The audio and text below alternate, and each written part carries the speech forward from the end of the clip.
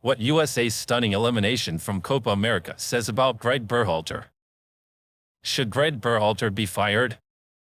That was the most pressing issue surrounding the embattled United States men's national team and its manager the moment the final whistle sounded on their 1-0 loss to Uruguay on Monday, completing a stunning group stage elimination from the 2024 Copa America tournament on its home soil.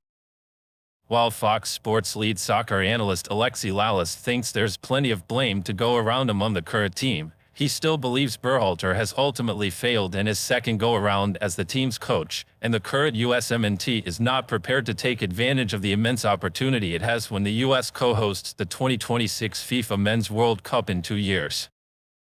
I know there's sport in firing coaches in all professional sports, and I know the knives are out, and they should be, because this is not good enough for Gregg Berhalter, Lalas said on Copa America tonight after Thursday's match.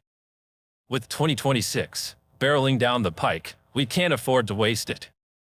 We can't afford to be embarrassed, and we can't afford to arrive in the summer of 26 with a team that has not progressed, that has not evolved, that has not improved. I'm sure if Gregg Berhalter was here, he would say, "Oh, but you don't see what's happening inside. I don't give a crap what is happening inside. I don't care about the dynamic. I don't care how much your players love you. I don't care how kumbaya it is. All I care about is if I see a US men's national team that is better than before. We haven't seen that, and that's a problem going forward." Lalas reiterated that he is of the mind that national teams should change coaches every 4-year World Cup cycle, and since Berhalter led the team through the previous cycle and at the 2022 FIFA Men's World Cup, a change should have been made then. He also restated his belief that if the U.S. Soccer Federation had already decided to rehire Berhalter after the World Cup, as was reportedly the case, the early 2023 controversy involving Gio Reyna's parents should not have stood in the way of that decision.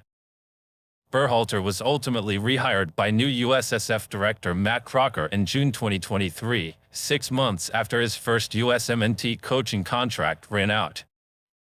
When asked point-blank on Copa America tonight whether Berhalter should remain the USMNT's leader heading into 2026, Lalas' fellow USMNT legend Clint Dempsey said he did not believe so, but he is also concerned about the time it may take to go through another search process for Berhalter's replacement. "I don't think we've progressed enough since the last World Cup," Dempsey said. "We're not on the right track. It took too long to even do the search to then have him back. How long is that process going to take if you do get another guy to come in? Because you see how long it took last time, we don't have time. And who is someone that's good enough that can take us forward, that's out there waiting in the wings? Those are questions that the Federation needs to figure out. But for me, Berhalter hasn't been good enough." After the team's Copa America disaster, Lalas said Crocker also deserves some blame for how the risky choice to bring back Berhalter did not ultimately pay off. "This is on Matt Crocker, because he ultimately came to the decision that not only are we going to hire Gregg Berhalter, but we're going to rehire Gregg Berhalter after all of the Reyna controversy," Lalas said. "And nobody would have said anything if they had gone in a different direction." One of the factors in the decision to rehire Berhalter was reportedly private and public words of support for him from team captain Christian Pulisic and others. Fox soccer analyst Carly Lloyd, who won 3 World Cups with the U.S. women's national team, said that was not necessarily a positive sign in her eyes. "My concern is just how comfortable these players are with Berhalter," Lloyd said. "We won championships, and we hated our coaches. I'm not saying you have to hate your coach, but I question how comfortable it is inside that locker room. Are the players being pushed? Are they being held accountable? It just doesn't look like that from the outside looking in." Almost simultaneously to Lloyd, former USMNT defender Jimmy Conrad made a similar point while co-hosting Fox Soccer Now alongside Melissa Ortiz, Wes Morgan and Conrad's former USMNT teammate Maurice Edu. Like Lalas, Conrad believes Berhalter should never have been brought back after the 2022 World Cup in the first place. "I think the players needed to hear a new voice," Conrad said. "I'll die on that hill.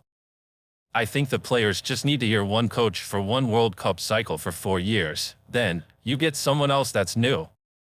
That's no guarantee that the grass is going to be any greener just because you do that. But I think it's important for the players to stay on their toes and that nobody feels ultimately comfortable that they're entitled to a starting position, even though obviously some players are undeniable in that way. While Edu disagrees with Lallis's and Conrad's one coach one cycle philosophy, he also says that Berhalter cannot hide behind any excuses for the US's poor Copa America performance. Gregg Berhalter is going to be the one that's going to have to answer for a lot of this, Edu said. A national team is very different than a club team. A club team, if you're not happy with the results, you can change players. With a national team, you don't have that luxury to be able to make wholesale changes.